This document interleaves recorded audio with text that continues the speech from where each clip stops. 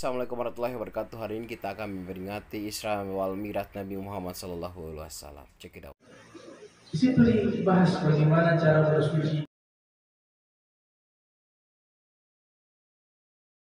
Jadi untuk kesekalian kalinya saya sampaikan untuk mengingatkan kita semua bahwa kita harus punya satu hati dan satu tujuan untuk mencapai visi Yayasan Nurul Islam, yaitu mewujudkan pendidikan yang berkualitas dan berakhlak karimah.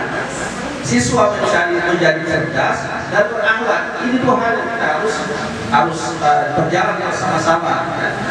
Kita tidak mau di yayasan ini kita melahirkan siswa yang hanya cerdas tetapi tidak berakhlak. Begitu juga kita tidak mau melahirkan siswa yang berakhlak tetapi tidak cerdas. Dua-duanya harus jalan. Bagaimana dua-duanya harus jalan? Peran semua kita, terutama bapak, ibu, guru dan kepala sekolah, sehingga dua-duanya itu bisa terwujud. Selamat kepada Habib Abdurrahman bin Kamil Sadap hadir untuk mengisi ceramah. Kemudian bapak ibu sekalian, dari tempat ini saya sampaikan terima kasih dan permohonan maaf ya atas kebijakan-kebijakan yang kami ambil. Mungkin ada yang kurang berkenan, kami mohon maaf. Yang saya hormati Ketua Yayasan Perguruan Islam Habib Taufik, dan saya muliakan, saya hormati pimpinan pengawas Yayasan Perguruan Islam Habib Alwi Al-Bar, Mata'ala Allah Ta'ala bituli hayatihim wa umrihim, amin ya rabbal alamin. Kepada pengurus, para guru, para Raisul Madrasah, kepala sekolah, hadirin hadirat yang alhamdulillah di pagi yang cerah ini kita awali dengan pembacaan biografi singkat baginda Nabi Muhammad SAW, yaitu kitab Maulid Al-Jibai yang ditulis oleh Syekh Abdurrahman Al-Jibai. Di dalam perjalanan spiritual manusia, kalau kita terjemahkan ke dalam bahasa Arab itu mazhar, manifestasi itu bahasa Arabnya mazhar. Jadi mazharul Isra'i wal Mi'raj fi masirati ruhiyyah al-insan. Apa itu manifestasi? Manifestasi itu adalah mewujudkan nilai-nilai. Jadi kalau diterjemahkan untuk lebih mudah dipahami, artinya mewujudkan nilai-nilai Isra wal Mi'raj di dalam perjalanan spiritual manusia. Ini tema yang menurut saya sangat menarik. Biasanya kalau di ceramah-ceramah lebih cenderung membahas dari sisi historis. Perlu diketahui ibu-ibu sekalian, Nabi kita Sallallahu Alaihi Wasallam pernah ditolak lamarannya. Hanya satu wanita yang pernah menolak lamarannya Nabi, yaitu Ummu Hani. Nabi pernah meminang Ummu Hani, tapi ditolak oleh Ummu Hani karena beberapa alasan. Diantaranya Ummu Hani waktu itu seorang janda yang dimana punya banyak anak. Wanita-wanita suku Quraisy dikenal sebagai wanita yang sangat tanggung jawab terhadap anak-anaknya. Khawatir nanti kalau menikah dengan Rasulullah ini punya haknya besar, karena sibuk merawat anak, takut hak-haknya suami itu tidak dilaksanakan dengan baik, dengan sempurna, kena dosa berlipat ganda karena ini Rasulullah. Maka beliau tidak berani. Sebelumnya waktu masih gadis juga pernah dilamar. Jadi Nabi lamar 2 kali, Ummu Hani ditolak. Pertama Nabi melamar Ummu Hani, di saat itu Nabi menyatakan kepada ayahanda Ummu Hani yang tidak lain adalah pamannya, yaitu Sayyiduna Abu Thalib. Ternyata ketika Nabi ajukan keinginan beliau untuk melamar Ummu Hani, paman beliau Sayyidina Abu Thalib tidak mungkin menolak Rasul, akan tetapi sudah ada yang lamar terlebih dahulu. Dan Nabi di dalam hadis mengatakan tidak boleh saudaranya melamar seorang gadis yang sudah dilamar oleh orang lain. Akhirnya Nabi tidak melamar Ummu Hani karena sebab itu sudah ada yang melamar. Waktu berjalan suami yang Ummu Hani meninggal dunia, tapi Ummu Hani memiliki banyak anak. Nabi melamar untuk kedua kalinya kepada Ummu Hani, ditolak oleh Ummu Hani karena alasan yang sudah saya sampaikan tadi.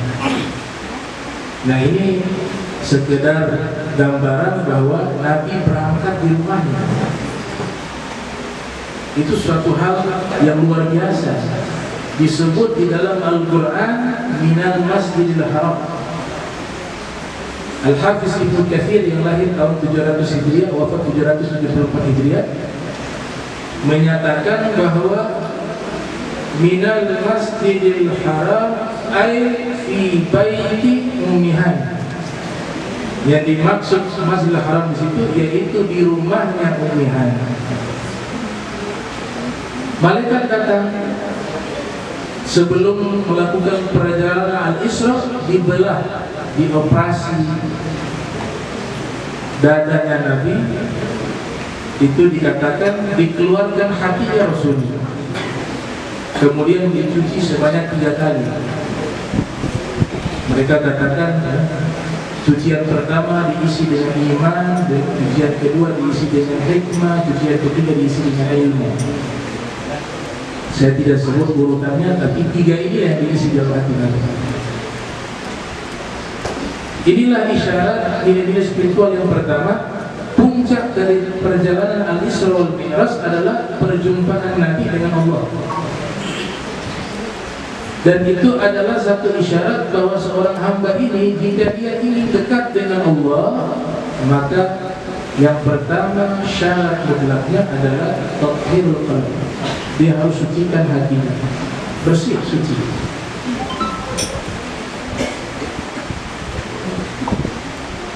Para ulama membuat catatan kaki di situ. Kami baca di kitab Qissatul Mi'raj yang ditulis oleh Syekh Ahmad Dartili. Kemudian dalam kitab Insanul Kamil ditulis oleh Syekh Muhammad bin Ali al-Maliki al-Hasani. Ini yang harus dicatat, bahwa dikeluarkan hati Nabi dan dicuci itu bukan membersihkan kotoran hati.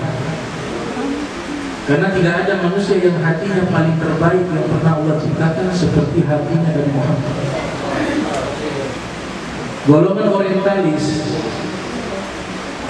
nah mereka menulis buku-buku sejarah Nabi. Ketika sampai ke tema yang membahas pembelahan dada Nabi dan dikeluarkan hati, ada sebagian dari mereka mengatakan dibersihkan hati Nabi dari ruang setan. Ini kurang tepat. Setan tidak ada di dalam hati Nabi. Disinilah para ulama hadis yang membela, meluruskan, mengkoreksi daripada sirah nabawiyah, bahwa yang dimaksud huzzus syaitan walaupun ada di dalam kitab Maulid Ad-Diba. Kata huzzus syaitan di situ yang ada di hati Nabi bukan tempatnya syaitan, tapi ruang kasih sayang Nabi yang terlalu luas hingga syaitan pun kebagian rahmat. Itu yang harus dikeluarkan. Jadi bukan ruangnya syaitan. Yang kedua, tidak ada kotoran hati. Dicuci itu bukan karena sebab hati kotor, tapi ditambah hati Nabi yang sudah suci bertambah suci. Ini yang dikatakan oleh Al-Habib Ali bin Muhammad Al-Habsyi, wa ma akhrajan amlak min qalbihi hadha walakinnahum zaduhu tuhran ala tuhri. Malaikat tidak mengeluarkan hati Nabi itu karena sebab apa kotor, tidak. Tapi malaikat mencuci, membersihkan hati Nabi itu untuk menambah kesucian yang hati beliau sudah suci, ditambah lebih suci lagi. Nah ini isyarat bahwa hati suci itu salah satu cara atau nilai spiritual yang mendekatkan seorang hamba kepada Allah Subhanahu wa Ta'ala. Sekarang kita kenali bersuci itu ada berapa klasifikasi. Mungkin kita tahu di dalam bab fikih hanya bab taharah saja. Setahu kita bersuci hanya wudu, al-ghusl mandi, kemudian tayammum, izalatun najasah, menghilangkan najis, atau jibah samak. Samak itu kulit bangkai selain anjing dan babi. Dia kulit bangkai tapi bisa jadi suci dengan cara disamak. Sebagaimana hadis Nabi mengatakan, "Idza yudhira ihab faqad tahura." Apabila kulit bangkai hewan itu disamak, dia akan menjadi suci. Nah, diriwayatkan oleh Ibnu Hajar al-Asqalani yang lahir tahun 773 Hijriah di dalam kitab Bulughul Maram. Tapi kesucian ini para ulama di bidang sufistik, tasawuf, mereka menjelaskan ada 4 tingkatan bersuci. Kalau yang tadi pendekatan fikih, bab taharah itu, saking pentingnya bersuci itu, di dalam kitab-kitab fikih mazhab Syafi'i khususnya selalu diawali pembahasan fikih itu dengan bab taharah, bab bersuci. Bahkan di dalam kitab Sunan, Sunan Abi Dawud, Sunan At-Tirmidzi, Sunan An-Nasa'i, itu hampir semua kitab Sunan itu diawali pembahasannya dengan bab taharah, bab bersuci. Artinya ini sangat penting sehingga diletakkan di awal. Nah, mereka bagi menjadi 4. Kami kutip dalam kitab Mukhtasar Minhaj Al-Qasidin dan juga dalam kitabnya Hikmatut Tasrif wa Falsafatuh yang ditulis oleh Syekh Al-Hambali. Wa'lam anna taharata laha arba'u maratib. Ketahuilah bahwa bersuci itu ada 4 tingkatan. Al-ula, yang pertama, tathhirul zahir minal ahdath wal anjas, mensucikan sesuatu yang zahir, fisik, dari hadas dan dari najis. Hadas tidak kelihatan oleh mata, tidak bisa dijangkau oleh indera, tapi dia sesuatu yang menghalangi diri kita untuk ibadah. Hadas, para fuqaha membagi 2. Ada hadas kecil, ada hadas besar. Ma'aujabal wudu, yang mewajibkan kita wudu namanya hadas kecil. Wa ma'aujabal ghusla, yang mewajibkan kita mandi wajib, disebut dengan hadas besar. Di dalam kitab Umdatul Ahkam dan juga dalam kitab Taisirul A'lam yang ditulis oleh Syekh Al-Maqdisi, Abdul Ghani Al-Maqdisi, mengutip hadis dari Imam Muslim di dalam sahihnya yang lahir tahun 204 Hijriah, wafat 261 Hijriah. Rasul bersabda, "Innallaha la yaqbalu sholata ahadikum idza ahdatha hatta yatawadda." Allah Subhanahu wa Ta'ala tidak menerima sholat seorang di antara kalian ketika dalam keadaan hadas, terkecuali dia telah berwudu. Wa fi riwayah al-wudu miftahus shalah. Wudu itu adalah kuncinya sholat. Kenapa harus wudu baru melaksanakan sholat? Karena sholat itu adalah satu ibadah yang dimana kita berkomunikasi dengan Allah. Kita sedang melapor diri kita kepada Allah. Laporan. Maka laporan itu ketika kita melapor kepada Allah, kita berjumpa dengan Allah secara maknawi.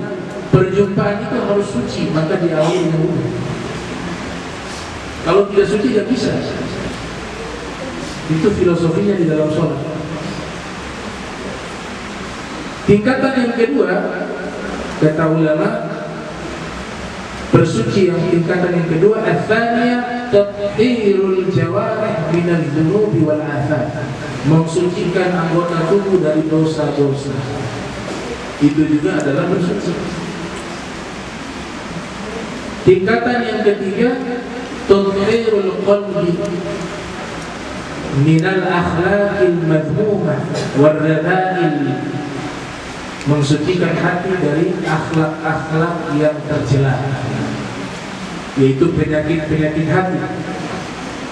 Bahkan Ibnu Taimiyah menulis kitab judulnya Amradul Qulub wa Shifa'uha, penyakit-penyakit hati dan obat-obat hati. Di antara penyakit hati ada al-kibir, kesombongan, al-ujub, bangga diri, ar-riya, pamer amal, as-sum'ah, al-hasad, iri hati, dan seterusnya. Inilah yang wajib kita sucikan juga, yang ada di dalam hati kita. Kemudian yang sempurna itu para nabi, para rasul. Kalau orang biasa seperti kita sulit.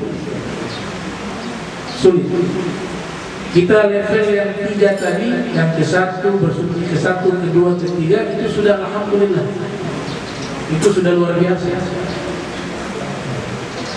Karena begitu pentingnya masalah hati dengan kesucian ini, para ulama tidak cukup membahas 1 lembar, 2 lembar, 3 lembar, atau 1 jam pertemuan, tidak cukup. Untuk membahas 4 hal ini, mereka menulis kitab-kitab yang mencapai hingga ratusan lembar. Di antaranya, kalau kita membaca kitab klasik tasawuf terdahulu, namanya Qutul Qulub, makanan pokok hati. Di situ dibahas bagaimana cara bersuci secara zahir maupun secara batin. Imam Junaid mengatakan, tawaddu bima'il ghaib, wuduhlah kalian dengan air ghaib. Maknanya apa? Bukan air yang secara fisik saja, dia hanya mampu menjangkau sesuatu yang dijangkau oleh indera kita secara fisik, secara hissi. Tapi juga gunakanlah air ghaib, kata Imam Junaid. Apa itu? Ketika membasuh anggota tubuhnya, beserta juga dia sucikan jiwanya, hatinya. Itu namanya bersuci dengan air ghaib. Ada salah satu tokoh sufi bernama Jalaluddin Ar-Rumi. Beliau mengatakan bahwa sucikanlah diri kalian dengan air ghaib sebelum kalian bersuci secara zahir. Li'anna sholata la tajuz, karena sholat itu tidak akan sah bagi orang yang hatinya penuh dengan kedengkian. Artinya dia hanya bersuci secara fisik, tapi hatinya ini penuh dengan kedengkian, karena tidak suci hati. Ulama berikutnya yang membahas masalah hati dengan metodologi penyuciannya adalah Al-Imam Al-Ghazali, yang lahir tahun 450 Hijriah, wafat 505 Hijriah. Menulis kitab berjudul Muqashafatul Qulub, membahas tentang hati. Juga menulis kitab Ihya dan kitab Minhajul Abidin, membahas tentang kesucian hati. Ulama berikutnya yang menulis namanya Syekh Muhammad An-Najdi, kitab berjudul Dawaul Qulub, obat hati. Dawaul Qulub. Ulama berikutnya yang menulis tentang masalah penyucian hati adalah Syekh Muhammad Amin An-Naqsyabandi, berjudul Tanwirul Qulub fi Mu'alamati 'Allamil Ghuyub, yang membahas tentang masalah hati. Kalau kita perhatikan temanya semua hati. Al-Qulub, Al-Qulub. Ini hati, kata ulama, ketika memaknai sabda Nabi, ala wa inna fil jasadi mudghah idza saluhat saluhal jasadu kullu wa idza fasadal jasadu kullu, ala wa hiya qalbu. Dalam riwayat yang lain saluha, riwayat yang lain salaha. Saluha dan salaha itu sama. Ketahuilah di dalam tubuh kalian ada segumpal daging, jika segumpal daging ini baik, seluruh tubuh jadi baik. Namun jika segumpal daging ini buruk, seluruh tubuh menjadi buruk. Ketahuilah itu adalah qalb. Diterjemahkan hati. Imam Ghazali bagi hati dua. Ada hati secara biologis disebut jantung sebenarnya. Karena di kitab itu Ihya menyebutkan memompa darah. Yang kedua namanya golgol latif, hati yang halus, tidak berfisik. Ibnu Sina di dalam kitab Al-Qanun Fiqh mengatakan hati hanya satu yang disebut dengan jantung, qalbun itu. Nah ini pentingnya mudghah, segumpal daging ini penentu daripada kalau hati ini baik, semua anggota tubuh kita baik. Tapi hati ini jika buruk, seluruh anggota tubuh kita menjadi buruk. Kata buruk di sini bisa maknanya dua. Bisa buruk secara medis. Jantung ini kalau dia sakit, semua organ tubuh tidak berfungsi. Makanya ada namanya istilah penyakit gagal jantung. Kalau jantungnya sudah berhenti, selesai semua. Fungsi jantung hati tidak ada lagi, fungsi paru-paru tidak ada lagi. Karena yang menentukan kehidupan manusia ini adalah jantung. Makna kedua, kata jantung di sini atau qalbun, kalau bahasa Arab, kalau hati itu secara biologis namanya kibdah atau fuad atau bal. Tapi ketika disebut dengan qalbun ada multitafsir di sini. Ya muqallibal qulub tsabbit qalbi ala dini. Wahizat yang membolak-balikan jantung atau wahizat yang membolak-balikan hati, tetapkanlah hatiku di atas agama. Makna kedua, hati ini menjadi rajanya anggota tubuh. Anggota tubuh ini dia hanya mengikuti perintah daripada hati atau qalbun. Dia terjemahkan hati saja biar lebih mudah, sesuai dengan terjemahan populer, dan itu tidak salah. Karena yang dimaksud oleh Imam Ghazali golgol latif di sini, dia tidak bisa dianatomikan, difisikkan, dia berupa cahaya. Kata Imam Ghazali, itulah yang dimaksud dalam kitab-kitab tasawuf. Makanya di istilah bahasa Indonesia disebut hati nurani. Nur ini dari kata apa? Cahaya, nur. Dari bahasa Arab, hati nurani. Karena hati yang sesungguhnya itu tidak berfisik dan dia bercahaya. Di situ tempat ma'rifat kepada Allah.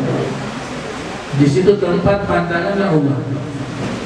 Di situ tempatnya ilmu. Di situ tempatnya iman. Di situ tempatnya hikmah. Abu Hurairah mengatakan, al-qalbu malik wal a'dha'u junuduh. Hati adalah raja, anggota tubuh adalah pasukannya. Fa idza tawbal malik tawbat junuduh. Kalau rajanya baik, pasukannya baik. Wa idza khabuthal malik khabuthat junuduh. Apabila rajanya buruk, pasukannya juga buruk. Nah ini poin pertama, bahwa nilai spiritual yang ada di dalam peristiwa Isra wal Mi'raj adalah tathhirul qalb, mensucikan hati. Poin kedua, nilai-nilai spiritual yang terdapat atau yang ada di dalam peristiwa Isra wal Mi'raj yaitu ziyaratu makanil khair. Kita dianjurkan mengunjungi tempat-tempat yang baik. Nabi pergi ke tempat-tempat bersejarah yang disitulah ada hubungan dengan orang soleh. Nabi mampir ke mana? Bukit Turisme. Kata Syekh Yaqub Al-Hanawi dalam kitab Mu'jamul Buldan, lokasinya itu masuk wilayah Mesir, bukit tersebut. Kenapa Nabi harus mampir ke tempat itu? Karena itu tempat yang berkah. Tempat di situ juga adalah saksi sejarah di mana Nabi Musa pernah berdialog dengan Allah. Diabadikan di dalam Al-Quran, Allah Ta'ala berfirman, ikhla na'laika innaka bilwadi muqaddasi tuwa. Lepaskanlah kedua sendal, berfirman Nabi Musa, Sesungguhnya kau berada di tempat yang suci. Nabi ziarah dulu ke situ. Kenapa tidak langsung aja Mi'raj, tapi disuruh mampir-mampir ke tempat-tempat tersebut? Itu isyarat spiritualnya adalah kita diajarkan oleh Nabi Muhammad dan juga malaikat Jibril atas perintah Allah. Ini perjalanan Allah yang atur, dia punya rute-rute perjalanan untuk selalu mengunjungi tempat-tempat yang baik, tempat-tempat kaum solihin, dikunjungi di tempat itu. Bukan hanya di situ, Nabi ziarah ke kuburannya Nabi Musa. Jadi mengunjungi atau ziarah kubur itu satu perbuatan yang baik. Dikatakan oleh Nabi SAW, kuntu nahaitukum an ziyaratil kubur. Dulu saya melarang kalian ziarah kubur. Fal'an fazuruha fa innaha tudzakkirul akhirata. Tapi sekarang ziarahlah kubur, karena hal itu bisa mengingatkan kalian kepada kematian. Kafa bil maut wa ilmu. Cukuplah kematian menjadi nasihat. Salah satu fadilah ziarah kubur itu, tapi fadilahnya banyak. Itu salah satu saja. Kalau kita mau tahu bagaimana ulama menjelaskan bagaimana fadilah ziarah kepada kuburan kaum muslimin, apalagi kuburan para nabi atau kuburan orang-orang soleh, ulama menulis kitab judul Sabilus Soleh, itu membahas tartib ziarah, atau kitab yang ditulis oleh Ibnu Hajar Al-Haytami berjudul Al-Jawahir Al-Munazzam atau Al-Jauhar Al-Munazzam, atau kitab yang ditulis oleh Taqiyuddin As-Subki Syifa'us Siqam fi Ziyarati Khairil Anam, membahas tentang ziarah ke makam Rasul Muhammad sallallahu alaihi wasallam. Kemudian Nabi lanjutkan perjalanan ziarah juga ke tempat lahirnya Nabi Isa, Bethlehem atau Baitul Lahmi, kata Ibnu Katsir. Di bagian akhir kitab Qasasul Anbiya beliau membahas tentang Baitul Lahmi. Ibnu Katsir ulama yang sanad ilmunya sampai kepada Ibnu Taimiyah yang lahir tahun 700 Hijriah, wafat 774 Hijriah. Kenapa Nabi kunjungi Baitul Lahmi atau Bethlehem? Karena itu tempat berkah. Kita di dalam Al-Qur'an, "Mawlidtu wa yawma amutu wa yawma ub'atsu hayya." Keselamatan di hari aku lahir, di hari aku meninggal, dan di hari aku dibangkitkan. Keselamatan, diberikan keselamatan, salam oleh Allah di tempat itu, di tempat dilahirkannya Nabi Isa alaihissalam. Poin yang ketiga yang perlu kita ambil daripada nilai-nilai spiritual yang terdapat di dalam peristiwa Isra wal Mi'raj, yaitu ziaratul masjid, mengunjungi masjid. Kita harus punya jadwal. Tidak boleh dalam hidup kita ini satu hari kosong dari masjid. Itu Baitullah, rumahnya Allah. Dan Allah isyaratkan minal masjidil haram ilal masjidil aqsa. Nanti berpindah-pindah tujuannya dari Masjidil Haram ke Masjidil Aqsa. Di dalam masjid kita hidupkan aktivitas ibadah. Pertama apa? Al-i'tikaf. Niat i'tikaf. Kalau masuk masjid niat i'tikaf, sehingga duduk kita dinilai pahala. Di dalam masjid qiraatul Quran, baca Al-Quran. Di dalam masjid iqamatus shalah, mendirikan salat. Di dalam masjid hidupkan majlis ilmu, majlis ta'lim.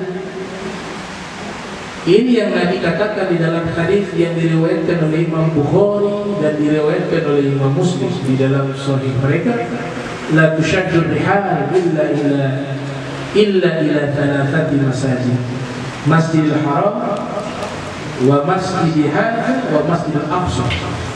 Kalau kalian melakukan perjalanan jauh, menujulah ke 3 masjid. Masjidil Haram, Masjidku ini Masjid Nabawi dan Masjidil Aqsa.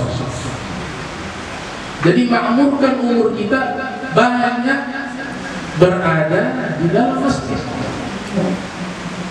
bukan di dalam mall. Kalau dipresentasikan lebih banyak, dia ada di bioskop, dia ada di mall, ada di pasar. Presentasinya masjidnya kalah lebih banyak di tempat tersebut, maka nilai spiritual itu hilang, unconnect, terputus dengan Allah. Allah katakan di dalam hadis qudsi bahwa masjid itu adalah baiti, rumahku. Kalau jalan masuk ke rumahnya Allah, berarti kita putus silaturahmi dengan Allah, unconnect, terputus. Kalau mau terkoneksi dengan Allah, terjalin silaturahmi, kunjungi rumahnya Allah. Nah, ulama menulis kitab mengenai masalah tersebut, tentang keutamaan kota Makkah, keutamaan kota Madinah. Di antara semua masjid disepakati oleh ulama, karena al-mansus bil hadis, dinaskan dalam hadis, masjid yang terbaik nomor satu adalah al-Masjidil Haram. Inna awwala baitin wudi'a linnas. Masjid yang terbaik yang kedua adalah Masjid Nabi.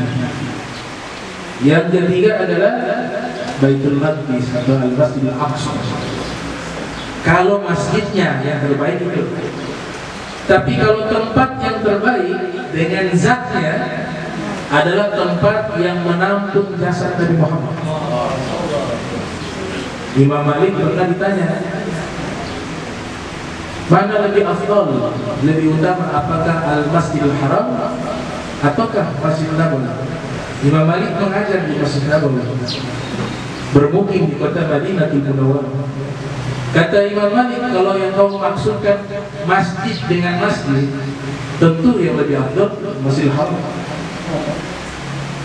Tapi jika yang kau maksudkan adalah tempat di dalam Masjid Nabawi yang di situ ada menyimpan jasad suci baginda Nabi Muhammad, maka tentu tempat itu lebih utama dari Masjidil Haram, lebih utama dari arsy-Nya Allah, lebih utama dari kursinya Allah, lebih utama dari langit, dari bumi dan alam semesta. Karena di situ ada Nabi Muhammad. Al-Imam Samhudi menulis kitab judul Wafa'ul Wafa' di Akhbari Daril Mustafa, membahas sejarah kota Madinatul Munawwarah, dan juga Al-Qadhi Iyad dalam kitabnya Asy-Syifa' li Huquqil Mustafa, kemudian disyarahi Ibnu Nasimur Riyad. Di dalam kitab tersebut menyatakan bahwa ijma', kesepakatan ulama, tempat terbaik sealam jagat raya ini adalah tempat yang dimakamkan kuburan yang di dalamnya ada Nabi Muhammad. Kuburan yang di dalamnya ada Nabi Muhammad sallallahu alaihi wasallam. Itu tempat terbaik. Makanya kalau kita ziarah ke makamnya Rasul, Nabi katakan man zara qabri wajabat lahu syafa'ati. Siapa yang ziarah ke kuburanku dengan kecintaan, dengan penghormatan, wajib baginya dapat syafaatku di hari kiamat. Di dalam riwayat yang lain, man zarani ba'da mamati, siapa yang ziarah kepadaku setelah wafatnya aku, faka'annama zarani hayya, seakan-akan dia menziarahi aku di saat aku hidup. Al-anbiya ahya'un fi kuburihim, para nabi hakikatnya mereka hidup di dalam kuburan mereka, di alam yang Allah berikan alam khusus secara VIP, berbeda dengan orang biasa.